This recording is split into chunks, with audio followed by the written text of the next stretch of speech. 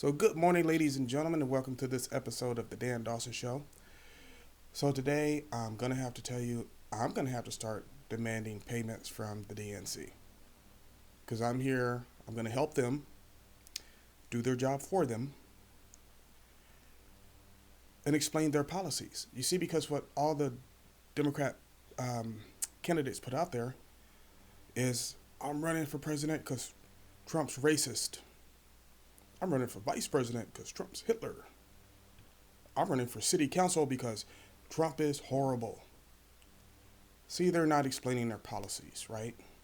And one of the things is when you have a well informed following, you should explain your policies to them. So, living in relatively close proximity to a blue city, actually between two blue cities, I'm going to help you explain their policies, right?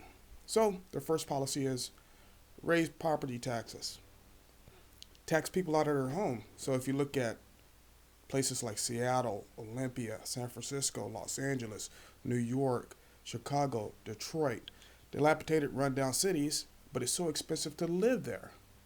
That's because they've raised property taxes. And that's why you have the uptick in homelessness. I wouldn't even say uptick, I say just complete takeover. I mean, even in the little city where I live, you can't even drive down the street without seeing homeless people, and I feel bad for them because you don't know their situation. They could have been just on that verge of making it, right? Just on that verge of keeping it together. And then some Democrat politician rams through a new tax. So I feel bad for them because that's just kind of, it's messed up. And here's the way they do it. They don't just tax properties. School tax goes up. Even now they're trying to raise the school tax. Even though there's no in-person schools, so schooling, it should be a little cheaper. Gas taxes go up. And I was explaining to one of my cousins, because that's how this idea came up. I was just going to do a show on the Seattle City Council overriding the mayor and continuing their defunding of the police. They're at 1%, they want to get to 50% defunding. So, but they do the gas tax. I was explaining to one of my cousins, she was complaining about the gas in Texas, the price of it. I'm like, gas is almost $4 here and it's all taxes. They tax things like ammunition, guns, Second Amendment guy right here, so I hate that. But beyond me personally hating it, people need those things to defend themselves. They tax your registration. Registration at one time here was $35. Then they came up with some crazy tax plan. And now I know people who pay $700-800 a year to register their cars. For what? See, that's what they do. Our sales tax here is 10%. 10%. That means when you go purchase that new laptop for $800, you're paying another $80 just in taxes on top of that. And where's the tax money go? It doesn't go to help the homeless. It doesn't go to feed people. It goes to their stupid programs that don't work. Probably goes to purchasing more LBGT flags, not that there's anything wrong with that, to replace the POW MIA flag that the state used to fly. So, it's just things like that, see? That's one of their policies. And that's what creates homelessness. And then they won't do anything about homelessness. So, you have homeless people running the streets. And like I said, I feel bad for those people. Because you never know if they were just at that line. Just at that line. Then all these new taxes come pouring in and crush them. Their second policy. Their second policy is very simple. We want to take away your right to defend yourself. We hate the Second Amendment. We're going to lie about shootings. We're going to lie about homicide rates because we don't want you, the average citizen, to have guns. Because these politicians, understand, are protected by the very police they seek to defund. Their third agenda, anarchy. Even I'll tell them like this. If you want true anarchy, you won't be holding those seats long because they're going to take you out of power. Because you're the politicians. That's how it works. Don't you know that? Communism always turns on its own. But see, the ones who are pushing this through are hoping they're the ones to survive that surge. Because the communist leaders that survived that initial surge and aren't put to the firing squad, they become rich beyond imagination. And that's just what they're hoping for. Uh, their next policy is defund the police. You see it in all these cities. And to the average person, it shouldn't make sense, right? Oh, cops are racist.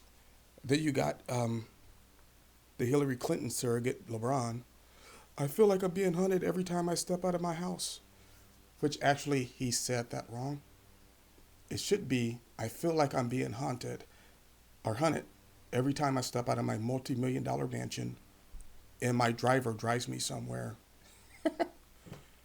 LeBron, you're a millionaire. If you feel that way about it, buy a bulletproof vest. Even though I do like how the one LA sheriff came out and challenged him to match that reward money, LeBron's only comment, no comment. I never encouraged violence against police. You did, dummy. That's a whole nother show, though. Let me get back to their policies, right? So that's a policy. We want to disarm the populace. Because you disarm the populace, they can't fight back, see? That's the whole thing. That's what the Second Amendment is for when tyranny visits you. Get rid of the police. Well, there's nobody to help the populace. And guess who those policies affect most? All those policies I just named affect poor communities the most. Think about this. If you're just hanging on, if you're at that edge of being homeless, and then your rent goes up, because rent skyrocketed here. Skyrocketed. Rent has more than tripled in the 20 years I've been here. Now you can't afford your place. Couldn't afford to get your car registered. $800. Who has an extra $800 every year to give to the government? So now you're homeless without a car. Well, you can't maintain your job, so now you're jobless. That's how people end up on the streets. But see, that's their true policy. That's their true policy. So let me touch on the Seattle thing for this morning. So Mayor Durkin vetoed defunding the police. Vetoed it. She said, no, we can't do that. Crime is bad enough here because crime's soared here. I think it's gone up by 88% violent crime. So here's what the liberal Seattle City Council came up with. No, we're going to override your veto. And it's at a 1% cut right now, which is going to cost 100 officers. They stated this morning they wanted up to a 50% cut. I watched one of the Seattle City Council members, and she's on the news, Q13, right?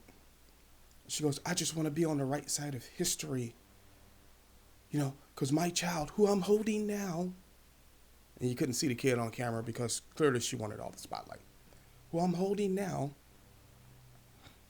will look back and say, Mommy was on the right side of history. Without cops, if your kid makes it to be 18, their brain, you're absolutely, if you're a liberal right now, a liberal politician, you're on the wrong side of history. Have no doubt. You're on the wrong side of history. When your policies mirror the policies of one of the most oppressive regimes in history, talking about the Nazis, you're probably on the wrong side of history. So for all my people that live in those red states and you're hearing all this great stuff, oh, this free program and we're going to give you this and we're going to give you that. Let me show you a little example. How do I do this? So let's say over here is money. Let's just call this little manual money, right? Over here is empty pockets. Now, if you take this money from here, say business, homeowners, workers, and put it here into the empty pockets, well, now you've just created the same problem. The exact same problem. Doesn't make sense. So for all you that live in red states that think you want this blue thing, think you want the liberal thing, the free healthcare sounds good, think about this. If you're a nurse or a doctor, your salary is about to take a major hit. And the logic I've heard behind that, well, I have free healthcare, so it doesn't matter. It does matter when you can't pay the rent because your property taxes are going to go up. It'll matter when you can't renew that license. I was talking to one of my little sisters, Sandra. And she has her own YouTube channel called Sissy or Thrifty Sissy or something like that. I'll post a link to it. But it's very good. I recommend you go to it. Learn a lot of tips about saving and stuff like that. Um, I watch it all the time. But stop thinking about the free stuff and start thinking about reality. Reality is nobody gives you anything for free. You got to work for it. It is what it is. And you got to work hard. You got to be thrifty with your money. Thrifty sissy. You got to be thrifty with your money, and you have to save. Nobody's going to give you anything for free. They can't. Because if they give you something for free, it costs someone else down the line. Perfect example. You have 3 kids. You have $120. You want to give each kid $40, but one kid needs 80. So then you split the difference between the other two. So now one kid gets $80, the other two get 20 apiece. Does that sound fair to you? No, but that's what the liberal policy is. So thank you for watching this episode of the Dan Dawson Show. I'll have Dr. Rybecki coming on soon. I'll have Shannon back. I'm going to invite Thrifty Sissy on so she could talk some thrifty, how to be good with your money. And I've reached out to a very special guest as soon as she comes on. If she comes on, I hope she does do the show. You'll know exactly who she is, and so she's going to come on. So thank you for watching this episode of the Dan Dawson Show. Like and subscribe. Do what you got to do.